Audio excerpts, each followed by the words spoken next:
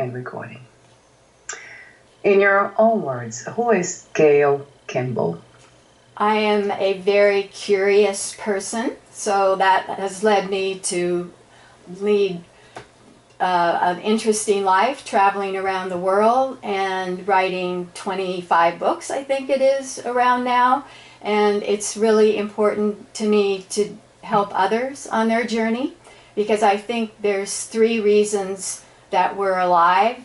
We're here to grow, we're here to help others, and we're here to enjoy the creation. So that's kind of a nutshell. Wow, I love that, all that. Curiosity, I love that idea. Being more curious instead of judgmental.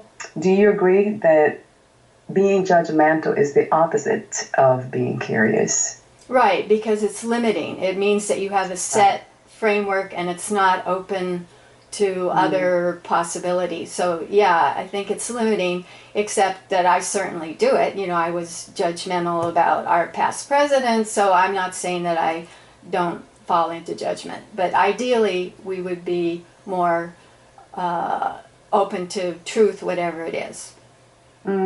Yes, Gail. And I wonder why even some of us who are aware of dangers of being judgmental, why do we fall for it? Is that because of emotions, belief systems, conditionings? What would you say? I think if we take the example of past president, if someone does harm and is hurting people, then it evokes an emotional reaction of anger, sadness, and that ties into judgment. So I understand what leads us to judgment is when we feel someone is harming someone else. So I think there's a place for judgment, but it can't be black and white. Yes, right. I love that. That ending note, not black and white. Understanding leads to compassion and love.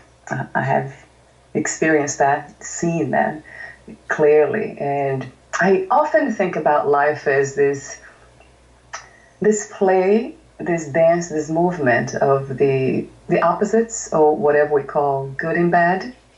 It seems like without the whatever we call and judge and label bad, the good would not exist. So for the experience of being a human body, everything's needed. I often tell my students in my meditation, clairvoyant, and healing classes to think of what Shakespeare said, that life is like a stage, and we're the actors on the stage, and we call in the people that we interact with. So even the most difficult people, I believe, our spirit called in so we can grow. So yeah, I think life is a stage, that's for sure. Yeah. And spirituality, were you ever a spiritual seeker, or spirituality came to you naturally?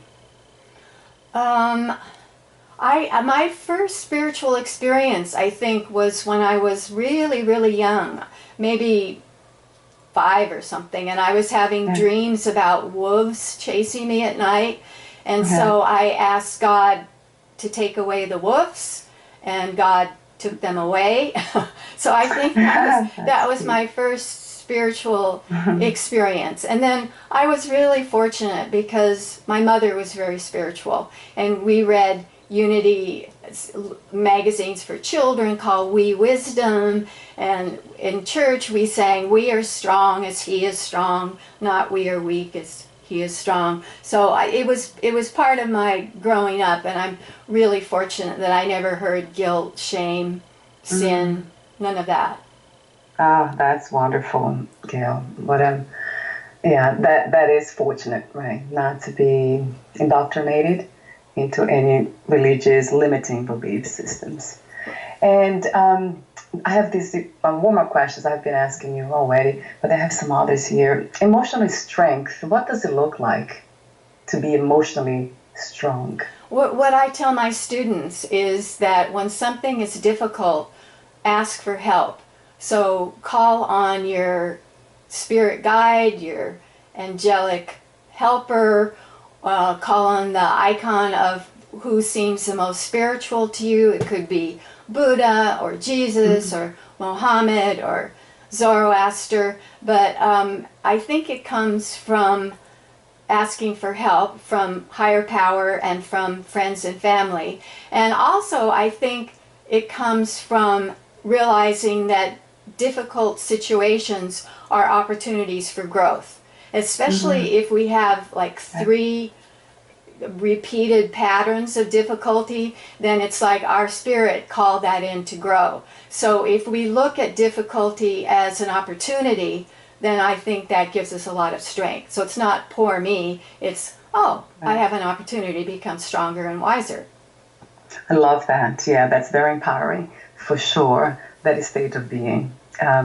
When you speak of growth, what comes to me is this idea of destination. So my question to you is, what is growth to you? What is the ideal of that growth? Is there a limit, or it's limitless? Well, I think all of nature is evolving and growing, and we're part of that. So for me, I believe that that spirit never dies. It always continues in different forms. So I think that we're always growing and evolving and becoming more capable and more loving and more. So no, I don't think there's a limit, and I think that it continues after death. And people's near-death experiences illustrate that, I think, that spirit continues. Yeah, the idea of evolution, right? Without destination. That's very interesting to me. Not knowing where the end is, if there is one. What is your definition of happiness, Gayle? Contentment, joy, and I think it comes from feeling that you are doing things you enjoy. Like for me, it's dancing, teaching, writing. It comes from being with people that you love, and it also comes from feeling that you're part of a higher purpose, that you're doing good for others. So I think growth, and of course we all have our own individual characteristics. So something that makes me really happy is dancing. You can see it on my YouTube channel with my interviews. Or if I'm speaking to a lot of people like I am with you and your listeners now, that makes me happy. I really like that, connecting, thinking with a lot of people. Yes, that's always a wonderful experience to have. Would you say that this is your purpose, in a way, to do what you do today? It's a purpose or a passion? Or they I don't think you can separate the two. I think our purpose is linked with our passion, or else we wouldn't have the energy to do it. So for me, I've been a teacher all my life, and a writer, and now I'm teaching, as I said, the clairvoyance, meditation, healing on Zoom. And so my purpose is to teach in a way that, because I taught a lot of women's studies classes, that makes people have a broader sense of who they are, who they can be, of their potential. So I really like challenging people to become bigger in a way in terms of their potential. Yeah, what a lovely purpose to have. Thank you. And in your book, you say, I have a few more warm-up questions. In your book, you said, gratitude and love are the strongest emotions. The first question is, do you see a difference between feelings and emotions? And what are some of the manifestations of love that we can clearly see and experience?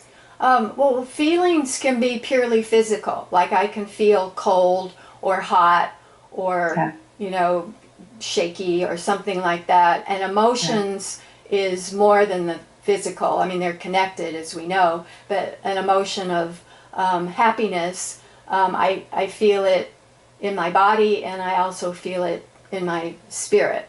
So I think there is a difference. And love, what would that be? To me, the universe, God, higher power, whatever you want to call it, is love. So it's our source. And it's expansive, and it certainly is not judgmental, as we talked about earlier. And it's expansive, and it makes us feel full and energized. Yeah, I usually attach a different word to another word to love, unconditional. So that's my idea of what love is. Right. There's no conditions to it. Right. Which makes us, that it's just, what comes to me is freedom when I think about that, Gayle. Unconditional love, this is the foundation of life, that we are all unconditionally loved. Right. And this is the freedom we already have, and most of us are not aware of, which is sad, isn't it? Yes. And then my last warm-up question is healing. What is healing to you, and what are some of the misconceptions we have about healing? I think I never call myself a healer, although I do healing work, because I don't feel that I act on someone. I act as a channel, or as I always tell my students, I just did a Reiki class, that think of yourself as a hollow bone. You are a hollow bone channeling the healing power from a higher power. So I think one misconception is that someone heals someone, which I don't think happens, but we can facilitate or be a catalyst so that the person heals themselves, becomes whole again. So dis-ease is not having ease. So healing is coming back to a place of unity and, as you say, love.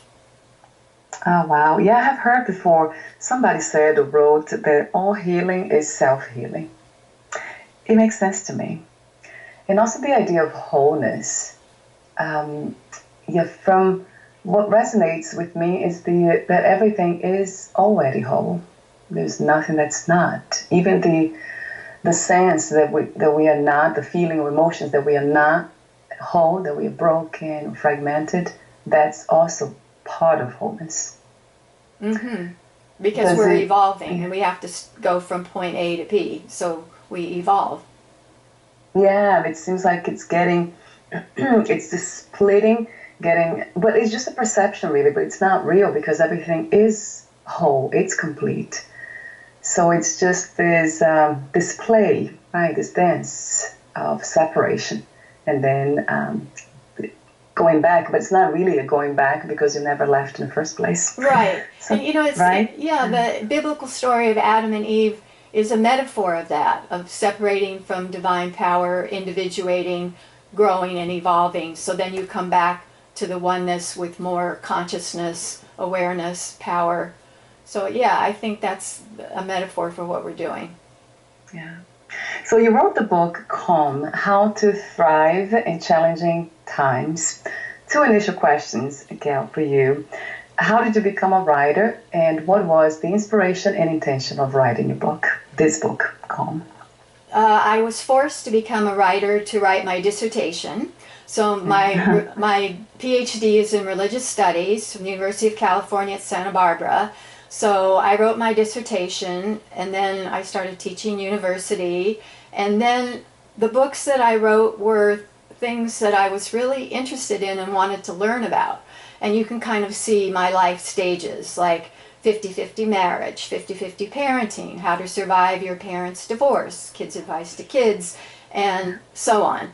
And then I had a sabbatical from teaching, and I took a training in clairvoyance and healing that was kind of a spin-off from the Berkeley Psychic Institute. And ever since then, I've been doing coaching work and teaching courses in that topic and writing about it. So I wrote a book called Essential Energy Tools, How to Develop Your Clairvoyant and Healing Abilities. And I interviewed 65 visionary scientists who discover and explore a lot of the topics that we've talked about, but from a scientific background. And then Calm I wanted to write because of COVID. And I know that so many people around the world were struggling and stressed, so I wanted to have a small book that encapsulated how to stay centered and grounded even in difficult times. Yeah, beautifully written. Thank you so much for doing that. Again, we need more of this in the world, in this reality, this awakening of freedom, really. That's the wholeness that's already there. So, for those who don't know, talk to me about clairvoyant. What is that? What is to be a clairvoyant? The French word clairvoyance means clear seeing, and it has to do with operating from your third eye, which is the sixth chakra between the eyebrows, and it has to do with getting out of emotions, ego, just again being a channel to hook into your higher knowing, your intuition, and seeing the truth. So it amazes me what I come up with in clairvoyant sessions with people that I don't know, that I don't see. I do like a phone reading, and I'm astounded at what comes up if you know how to listen. If you know how to listen, right? How did you discover this ability? It was a moment in time, or was a process, a journey? When I was younger, I'd have these snapshots, little photographs in my mind's eye of like a job I was going to get, or a man I was going to go out with, or something like that. But it was pretty intermittent. And then when I did the training in the psychic work, then I learned how to turn it on. So now whenever I'm doing a session, bingo, I turn it on and away we go. Oh wow, that's incredible. Do we all have these abilities, intuitive abilities, or this is a special gift to some of us? I think we all have it because evolution would select for people who could sense, oh, there's a tiger behind me. I just feel there's an enemy and I better run. So I think we all have it, but our Western culture shuts it down, and it tells children, oh, those imaginary playmates, they're just imagination, or don't trust your intuition, it's just imagination. But indigenous people around the world, they know how to use it to find the game or the water in the desert or that kind of thing. So I think it's part of us, but that in the West we shut it down because we're so materialist and have gotten so fearful of anything spiritual. Yeah, that's another sad news. Yeah, it's so true. It's using just half or even less than half of the abilities we have. That is, it surprised me that we do that. And when it comes to intuition, how do we learn to discern from thoughts that are coming from the mind, the ego mind, or even imagination itself? It seems to me like intuition has this component of imagination, of dream-like reality. So talk to me about how do we discern between intuition and logical thinking? If you stay in your sixth chakra, I can do a visualization for you to stay there if you'd like. If we stay there rather than drop down into the emotional, oh my God, second chakra, or the, fourth emotional center, I think really the secret is staying in the sixth and keeping your ego and self out of it, and being, it's kind of like being passive. You're just receiving, listening, becoming aware. Oh wow! So that's a very interesting suggestion I never heard before. So it makes sense to me, of course. Yeah, staying in the sixth. But what about the seventh, Gayle? Yeah, that's where our intuition comes in.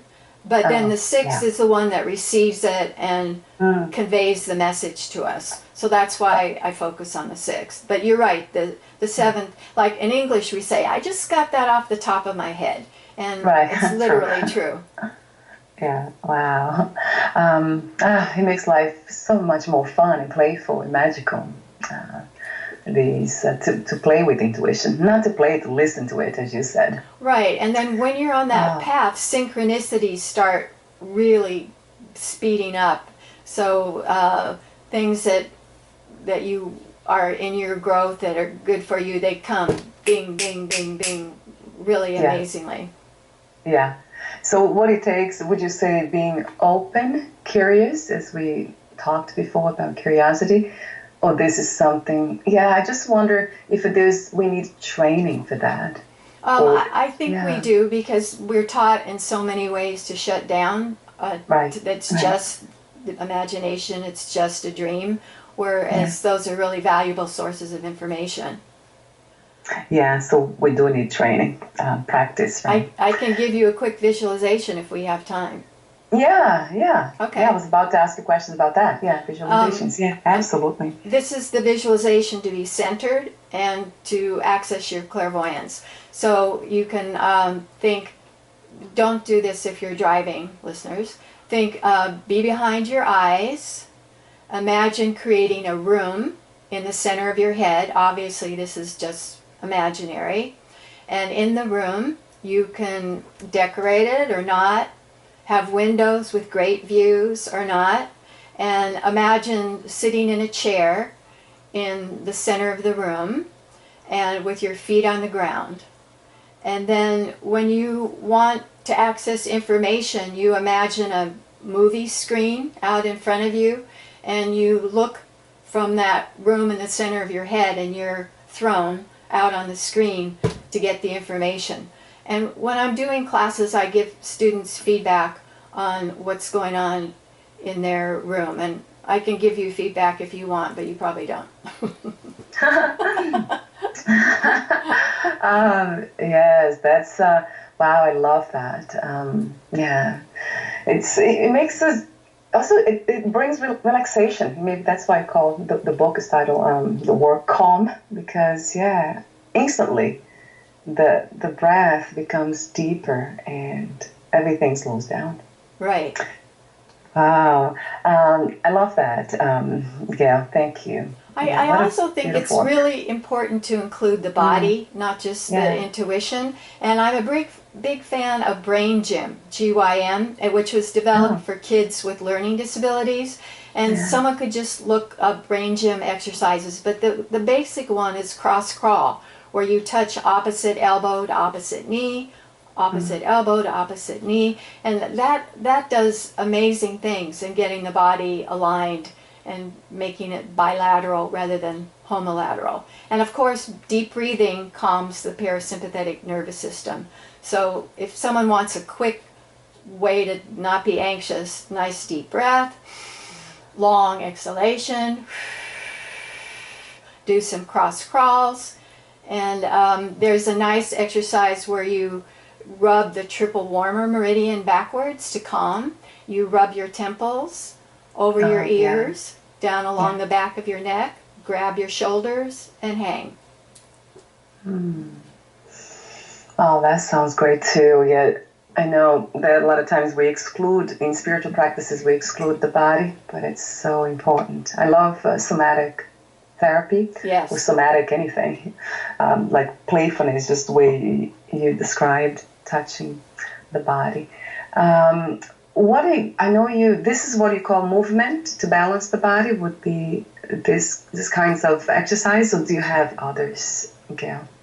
Well, I in the interest of time, I would have people look at Brain Gym, and just walking in nature is fabulous. And if you live in a city, find the park, go early when there's not a lot of people, that kind of movement. And of course, I'm a big fan of dancing. And I think families can include that. Like if they have a Saturday morning, we're cleaning up the house as a family, put on dance music, and you can dance while you're vacuuming and dusting and That sounds fun to me. Yeah. Like a lot of fun. Yeah, we don't often get to do that. We take this experience so seriously, in the survival mechanism of making money and getting everything done.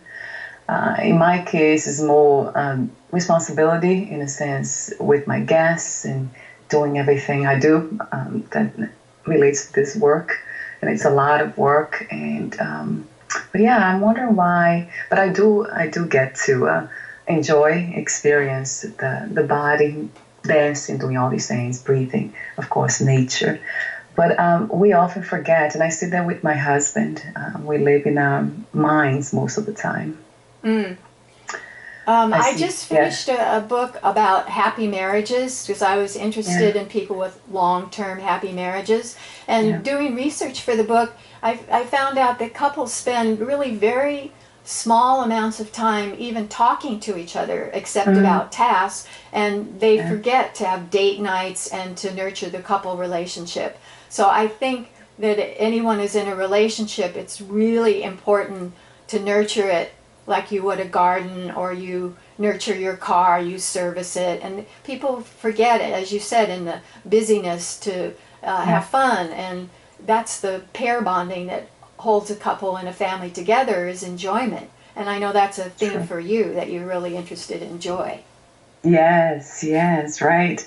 And that's what I do. I mean, most of the time I try to do the invite my husband to these more joyful, playful moments of the day. But he still resists, though. It's very, and then this is the challenge, trying to force or trying too hard to make other people do what you do or experience life as I do or we do. So what do you suggest in this case? I did a book called 50-50 Marriage and 50-50 Parenting, and what they would do is divide things up. So let's make 5 things that I love to do that are really fun for me, 5 things that are fun for you, and then this week we'll do my top number 1, and next week we'll do your top number 1. So the couples did a lot of dividing things up, writing down lists, sharing, alternating, and scheduling. So date night every Saturday night or whatever. So otherwise it erodes. It gets lost in paying the bills and the kids' homework and whatever else. Yeah, what a great suggestion. Right, I love that. So that's one that I'll try for sure. Kind of balancing the enjoyment ideas from both of us. Yeah, right? Men really respond to fairness. So we say, okay, let's be fair. We'll do your thing this week, my activity next week. They get fairness. Yeah, that's what it sounds to me. Yeah, right. Instead of doing only the things I like to do, right? Right. Because I think they are. Or appealing to emotion. It's better to appeal to justice. Right. Yeah, thank you for that message, Gayle. A very important one. So we're almost at the end, and I have so many other questions here for you. But talk to me for a moment about positive psychology and energy psychology, which I never heard about. When doing my clairvoyance sessions, I was really looking for something that included the body in a specific way, not just intention, visualization, that kind of thing. And so I found energy psychology, and it is, the technique I use is called emotional freedom technique, and it involves tapping on acupressure points. We might want to do another session sometime on energy psychology. If people are interested, they could look up Gary Craig, Craig, the founder, and Emotional Freedom Technique. But it really, they've done all kinds of scientific studies that it moves out PTSD in vets. They've done a lot of research on veterans who have that kind of trauma. I really like including the body and energy psychology. And energy psychology recognized that the mind, the emotions, consciousness plays a part. We're not just a bag of chemicals like materialist health and science would like us to believe. Yes, a billion times to that. Wow, yeah, that's EFT. I did interview people about it, and I heard about that for sure, and I have practiced myself. I have done some sessions. So it's very effective. I love the idea of including the body. Yeah. Right. Yeah. Other questions that I have for you, it's meditation. What is the best way to meditate, Gayle? Do we set an intention, or we just flow with whatever comes? For me, with a monkey mind, I can't do what a lot of people say, keep your mind blank, let the little thought go by like a cloud. No, I can't do it. So I have a CD that an hour-long running energy meditation, so it's active. You think about bringing energy into your chakras and this and that, and do the centering and the grounding and a lot of the visualizations that I teach. So for me, I need a meditation that keeps my mind, my left brain, busy, and I cannot do blank mind. And so if people are interested, it's available. They can go to my website, GayleKimball.info. Oh, wonderful. I'll have the link on your podcast profile too. So yeah, I love guided meditations too, more than any other kinds, other techniques, probably for the same reason. The monkey mind, imagination, and everything. Yeah. Right, I need that. In your book, I really liked you included some affirmations that can help to train for positive thinking, and then you have some of, I think, your mother's favorite, Barbara's favorite affirmations. Oh, this is so sweet. Do you want me to read some of them? Yes, please. Oh, yeah. I told you my mother was spiritual, so she wrote these out. Life is only as good as you make it. Look on the bright side. Every cloud has a silver lining. Honest praise is pure gold. It works magic. I really found that, by the way, in my Happy Marriage book. Giving your partner praise is the best. Dance to the music of the spheres. Look for the little joys of life. Savor the sunshine smile of a baby. Look for the good in all things, even adversity. It can be your teacher. So you can see I was influenced by her. Yes. Forgive and you go free. Forgiveness opens the door to love. You don't have to be perfect to start loving yourself. Tomorrow is a new day. Oh, yes, I love them. There's so much, I call it, there's natural wisdom, isn't it? That we all know these things, but we get lost and distracted. Beautiful. Thank you so much, Gayle, for doing what you're doing, for sharing this natural wisdom. Thank you. And before I ask you my final questions, I do have a few more for you here. Would you like to add anything or read any other section in your book? I am thinking that I have a fantastic visualization to achieve goals. I don't know if we have time. Should I? Yeah. Okay. Yes. So please pick a goal, and it could be anything. And then imagine a balloon in front of you and write the goal. In my workshops, a lot of times I do it with unexpected money from a good source. One woman got $40,000. I got $90 in something I got at a thrift store. Somebody else found a $50 bill. So this is a good visualization. Okay, so, let me do that one. you put your goal in the balloon and then put in the feeling of yes, it's happening. And then you imagine a little cord on the balloon, and it's a release valve. So set the intention, anything that stands in the way of achieving your goal, breathe it down the cord. Let Mother Earth recycle it. And then fill your balloon 100% with amusement, because amusement creates flow. It allows us to access higher source. And then fill it 100% with enthusiasm. And then imagine your fairy godmother drives up in her coach. She steps out, takes her wand, and fills your balloon 100% with gold miracle dust. And she goes, kiss, kiss, darling, I love you. Call on me whenever you need help. And by the way, I helped a student who was doing her RN test call on fairy godmother, and she passed her test. And then undo the cord, send the balloon off like a helium balloon to do its work on the etheric plane. And then the last part is you visualize a gauge from 1 to 100. This could be like a speedometer or a thermometer. And I'm going to ask you a question, which is important, and see what response you get, what percentage. So the question is, how much permission do you give yourself to achieve this goal?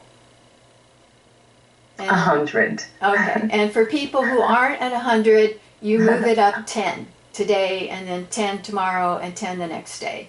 So this is very important because someone could be weighing 300 pounds, but their unconscious says, I don't really want to lose weight. Mm-hmm. So this deals with the unconscious kind of motivation. So how much permission do you give yourself to achieve the goal? And then you move it up till you're at 100. So that's a good one. That really works. Wow. Yeah. I was, the balloon just kept moving, going up, up, up. I could not stop it from moving, even to try to visualize the strings. It just kept moving. Good. That was interesting. Yeah, I love that, Gary. It makes these ideas of achieving anything fun. That's what life essentially is about, from my perspective. Yeah, humor is really important. Yeah. Oh, it's just grace at play.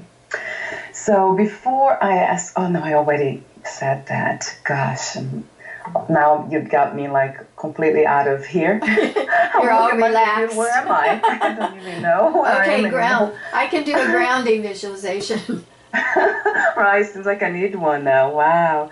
Yeah, that's a tendency in here with me that's always floating. So that's why I try to really get everything in front of me. So my last questions. What is to be successful? How do you define success today? When people have near-death experiences, as I discussed in one of my Visionary Scientists book, they report they go through a life review, and they really feel their impact as other people felt it. So to be a success is to be able to go through your life review and feel like you were kind and you grew and you loved, and think about that life review. Yeah. But It's not how much money you have or how many possessions. That's not success. Right. I agree. What was the hardest lesson to learn about yourself in life as of today? I think partly university politics were hard, and I think being woken up by a baby every 3 hours for a year while I was teaching and raising this baby, that was hard. Yeah, that sounds very challenging to me. Oh, wow. And what is another word for healing? Wholeness, growth, unity, love. Love, yes. If you knew you would die soon, meaning leaving, losing the body, would you make any change or do anything in a different way? No, because I always remembered what Carlos Castaneda said, that Don Juan and the sorcerer said, live as if death is always over your left shoulder. So I kind of kept that in the back of my mind. So I can't think of anything that I haven't done because I put it off. So things that were important to me, I've done. That sounds wonderful. I always love listening to that answer. The no answer for this question. And my last question is, what are 3 things about life you know for sure as of this moment? That it doesn't end, that it's about evolution, and that we have access to help and guides as we travel through life. We have helpers if we ask. Yeah, if we ask, right. Thank you so much, Gayle, again, for your beautiful presence, light, playful, relaxing, the wisdom that flows through you, the knowledge. Thank you. My pleasure. Thank you. Lovely talking with you. And again, where can we find more information about you, your books, products, services, and future projects? www.gaylekimble.com. .info. So it's GAYLEKIMBALL.info. INFO. Wonderful. Thank you again, and we'll talk soon. Thank you so much. Thank you. Bye for now, Gayle. Are you still there? I'm here. Remember? I'm here. Please stay.